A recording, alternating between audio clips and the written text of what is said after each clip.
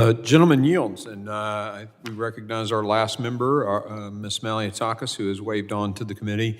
And happy birthday. You're recognized for 5 minutes. I don't know where this rumor came that it's my birthday, but I'll take it. I first want to thank you all for coming here today to speak with us. Obviously, a lot of members have already highlighted the immense amount of human, sex, drug trafficking that's taking place, the fact that the cartels are making billions of dollars annually off of this human trafficking, the fentanyl that are killing Americans, which brings me to the question about vetting. Mr. Lines, we know that there are 1.6 million gotaways. That's the estimate that the Customs and Border Protection have given us. And that means they had zero interaction with our government or law enforcement. Can you talk about the concern you have of what their intentions are, who they are, where they are, number one? And number two, can you let us know what the vetting process is right now? I think that's the primary concern for all law enforcement, and every time I have the opportunity to sit down and visit with them, which is probably every other day, or the sheriff will text all throughout the night, that's their number one concern. The National Sheriff's Association, the Southwest Border Sheriffs all share that same concern. Who are they and where are they going? These are people who come in the middle of the night, who cut fences, who climb fences, and they have no idea where they are and what they're doing.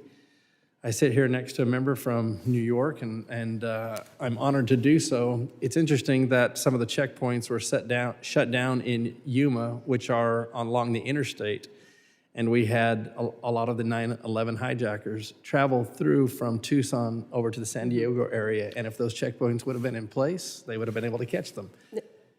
The ones that are interacting with the government, those other 6-7 million, how are they being vetted, and are they being properly vetted? They are vetted with limited resources because they have to try and contact the country of origin to determine who they are. Mm-hmm. Not all of the countries participate in that vetting, and so you're basically taking their word for it. Along the border, as we walk along, you see all of their IDs thrown away. Most people are seeking to distance themselves and reestablish themselves here in the United States as a new person, and we have thousands of IDs that they've thrown away. So it's your opinion that the individuals coming to New York City are not being vetted properly? No. Okay. Mr. Borelli, regarding New York's sanctuary policy, there was a law put in place that had kicked immigration and custom officials from Rikers Island after people are arrested. They no longer cooperate with detainer requests. Is that correct? Yes, that was 2014. So there's zero cooperation right now to deport individuals who are arrested. And we know that at this Roosevelt Hotel in Manhattan, there have been dozens of people already arrested. Are they being put back in that facility?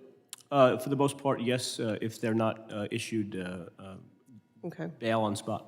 Because of New York State's bail law, so they get arrested, they're not even going to jail, they're being released back onto the street, and the taxpayers are paying to have them housed in this luxury hotel. Is that what you're saying?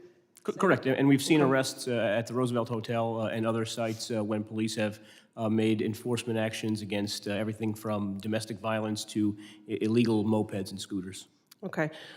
New York City has a non-citizen voting law. I pulled that up here, and the language says that people would be eligible to register to vote if they are a lawful permanent resident or authorized to vote in the United States and have been a resident for 30 consecutive days or less. So if the work authorization that my colleagues are pushing for were enacted, these individuals would be registered to vote after just residing in New York City for 30 days.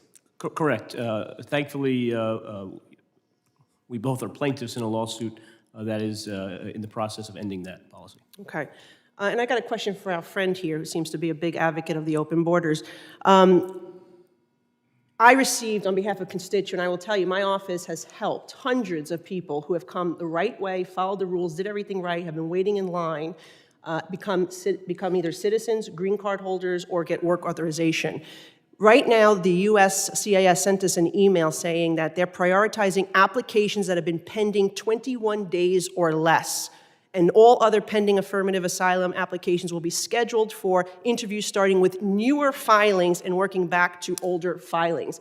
I have constituents that have been waiting for years to be heard in the court. Do you think that is fair, that individuals who are coming over last week are being heard, their asylum cases, prior to people who have been waiting in line, followed the rules, and did everything right?